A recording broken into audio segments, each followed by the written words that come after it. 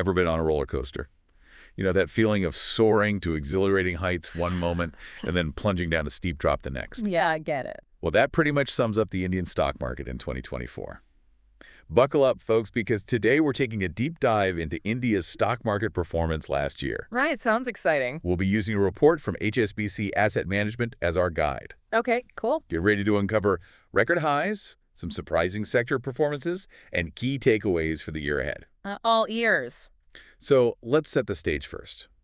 2024 was a pretty remarkable year for Indian equities, wouldn't you say? Yeah, definitely. It was actually the 9th consecutive year of gains. 9th year in a row. Wow, that's impressive. Yep. And get this, the overall market capitalization soared by a massive 18.4%. So we're talking big numbers here. Huge. Yeah. It added a whopping $806 billion to reach a total of $5.18 trillion.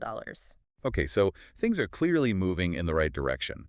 But the HSBC report also mentions some record-breaking highs and sharp corrections. What exactly does that mean? Can you break it down for us? Sure. You know, think back to that roller coaster analogy. Yeah. There were moments of pure exhilaration, like on September 27th. What happened then? Both the BSE Sensex and NSE Nifty, they're like the key benchmarks of the Indian market. Right. Well, they hit all-time highs. Really? The Sensex reached a record 85,978, and the Nifty touched 26,277. Wow. That's quite a climb. Yeah.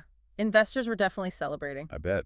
But I guess what goes up must come down, right? Right. Yeah. Like any good roller coaster, there were bound to be some dips. Ah, the corrections. Exactly. We saw a few of those, particularly in the third quarter. Do you know what triggered them? Well, there were some global uncertainties at play, and also, some investors decided to cash in on those massive gains from earlier in the year. Makes sense. Lock in some profits. Yep.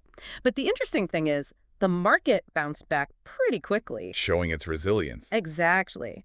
That really speaks to the underlying strength of the Indian market. So even with those corrections, how did India perform compared to other major markets globally? Pretty darn well, actually. Really? Yeah, India secured the third best performing market position globally. Third. Out of all the major markets. Pretty impressive, right? Yeah, definitely.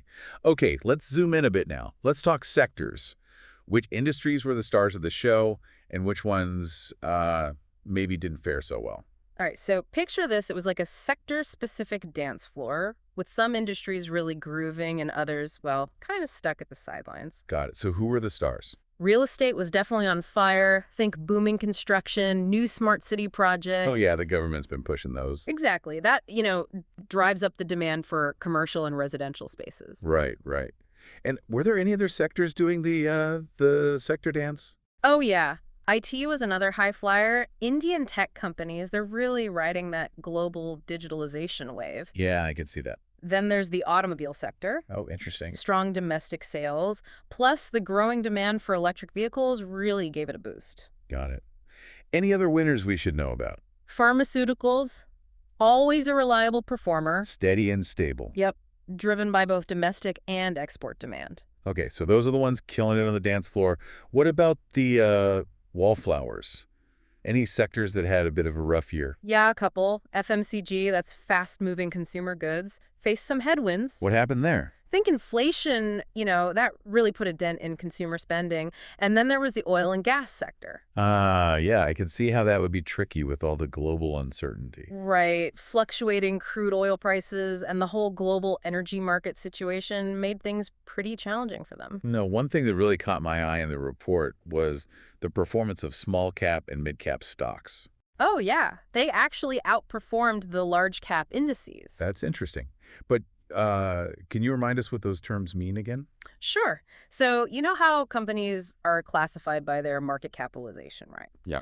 Well, large cap companies are like the big established players. Think well-known brands, huge market presence. Got it. The heavyweights. Yeah, exactly.